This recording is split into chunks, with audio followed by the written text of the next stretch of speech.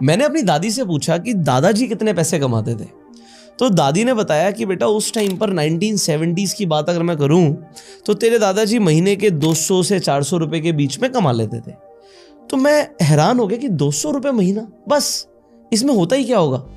But फिर मैंने क्या किया, मैंने 1970s के अंदर गोल्ड का क्या रेट था उसे जाके स्टडी किया। तो 1970 में गोल्ड का रेट था 184 रुपीज पर 10 ग्राम्स। आज गोल्ड का रेट क्या है? 10 ग्राम का 1 लाख रुपया। तो अगर दादाजी 200 रुपए भी कमाते थे तो वो आज के 1 लाख रुपए के बराबर हो गया, आज का 1 लाख रुपए। बट जो दादाजी काम करते थे उस काम के आज 1 लाख रुपए नहीं मिलेंगे। आज आपको 1 लाख रुपए कमाने के लिए डिग्रीज चाहिए, आपको एक अच्छी जॉब चाहिए या आपका एक अच्छा बिजनेस हो तो जाके आपको 1 लाख रुपए मिलेंगे। बट उस टाइम पर खर्चे भी नहीं होते थे, ना शॉपिंग मॉल्स होते थे, ना कोई दिखावा होता था। गाड़ियों के नाम पर ज़्यादा से ज़्यादा मुझे लगता है उस टाइम पर सिर्फ एम्बेसडर चलती होगी, गाड़ियाँ भी नहीं होती थी लोगों के पास। फिर मैंने दादी से पूछा उस टाइम पर दादी घर कितने का आता था। दादी ने बताया बेटा कोई अगर अच्छा घर चाहिए होता था तो 10 से 15 हज़ार रुपये में आ जाता था। तो अगर दादाजी 200 रुपये अगर महीने के कमाते थे तो आप देखो, आप कहोगे यार 10,000 रुपये में घर, 10,000 में, आज तो 10-10 करोड़ के हो गए। बट आप सोचिए, घर की बात कर रहा हूँ मैं, फ्लैट की बात नहीं कर रहा, फ्लैट नहीं होते थे तब।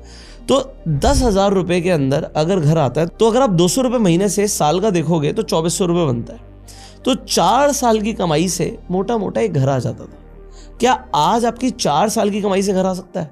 1 लाख रुपये महीना भी कमाओगे तो साल के 12 लाख कमाओगे, 4 साल में 48 लाख रुपए कमाओगे। और 48 लाख रुपए में आपको मेट्रो सिटी के अंदर घर छोड़ो एक अच्छा सा फ्लैट भी नहीं मिलेगा। तो महंगाई जो बढ़ी है ना, उससे चीजें अनअफोर्डेबल हो गई हैं। गोल्ड अनअफोर्डेबल हो गया है, रियल एस्टेट अनअफोर्डेबल हो गई है, स्टॉक्स के दाम अनअफोर्डेबल हो गए हैं। तो इससे सीख ये मिलती है कि एसेट्स बनाओ। उस टाइम पर हम भी बोलते हैं दादाजी ने घर बना लिया होता, स्टॉक्स ले लिए होते, तो आज आप खुद के लिए सोचो कि आपके आने वाले पोते पोती बोलेंगे काश दादाजी ने उस टाइम पे एसेट्स बना लिए होते। तो एसेट्स बढ़ते चले जाएंगे अपनी वैल्यू में, क्योंकि पॉपुलेशन बढ़ रही है और लोगों को अच्छी जॉब्स मिलना अनअफोर्डेबल होता जाएगा। So share this video to spread the word. तुम्हें पैसा देना चाहती है, तुम्हारे अंदर पैसा लेने का दम नहीं है। क्यों मालूम है? ये जो सागर है ना, यूनिवर्स का, समृद्धि का सागर, ये सागर मतलब अबंडेंस, प्रचुरता से भरा हुआ है। सागर पैसों से भरा हुआ है, चारों तरफ पैसा ही पैसा है, चारों तरफ समृद्धि समृद्धि है। लेकिन अब तुम चम्मच लेके जाओगे तो चम्मच जितना ही मिलेगा ना, कटोरी लेके जाओगे तो कटोरी जितना मिलेगा, बकेट लेके जाओ बकेट जितना। तो भाई बर्तन का साइज कौन डिसाइड करता है? तुम तो डिसाइड करते हो ना। जो लोग अलग अलग छोटे छोटे प्रोफेशन में जुड़े रहते हैं ना, डॉक्टर हो के, इंजीनियर हो के, मैकेनिक हो के, प्लम्बर हो के, पानी पूरी बेचते हो, मैं कहता हूँ you become the best in your field. क्यों मालूम है? हर आदमी संसार में एक अच्छे एक्सपर्ट की खोज कर रहा है ना। मैं कहता हूँ तुम किसी फील्ड में भी हो तो अच्छा एक्सपर्ट बन जाओ ना भैया। तुम खुद नहीं कहते हो भाई साहब अच्छा गायनेकोलॉजिस्ट या डॉक्टर कौन है भैया? भैया अच्छा वकील है क्या कोई? भैया अच्छा प्लम्बर मिलेगा? भैया अच्छा मैकेनिक है कहीं पर? बड़ी मुश्किल से 50 को ढूंढता हूँ ना, तो इक्का दुक्का थोड़ा मैं बेस्ट बोल सकता है। सही बात। यानी कि जुगाड़ू है बाकी सब के सब।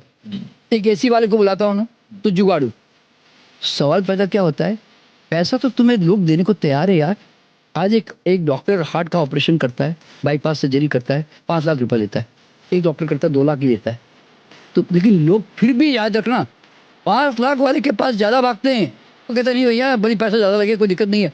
ऐसा देने में लोग कंजूस नहीं, ध्यान रखना तुम्हारे पास लेने का दम नहीं है। मैं यूं कहता हूं।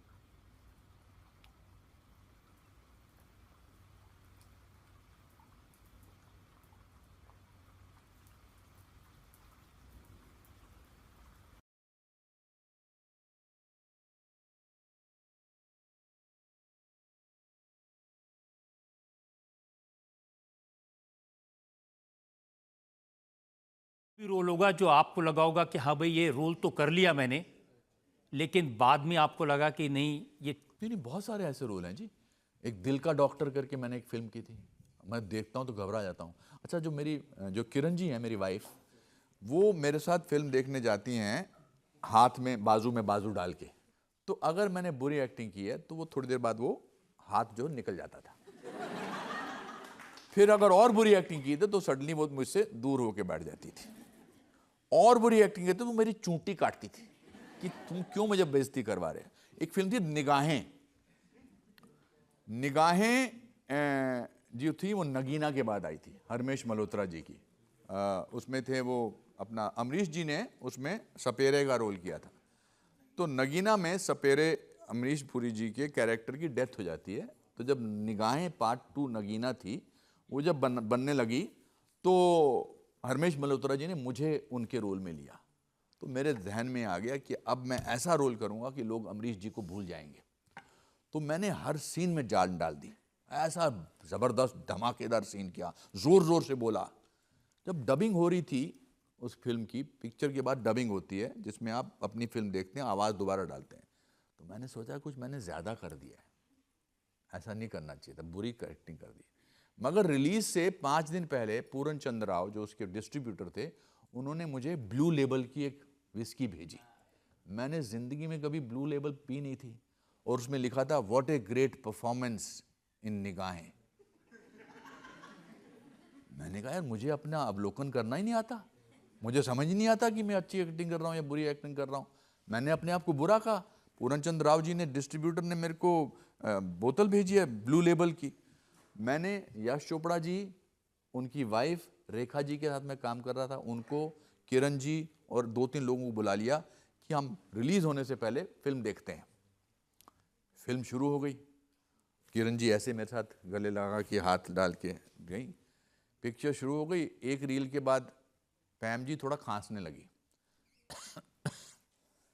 दूसरी रील में जब मैंने मेरा दूसरा सीन देखा तो पैम जी कहती है डार्लिंग मेरी तबीयत थोड़ी ख़राब हो रही है।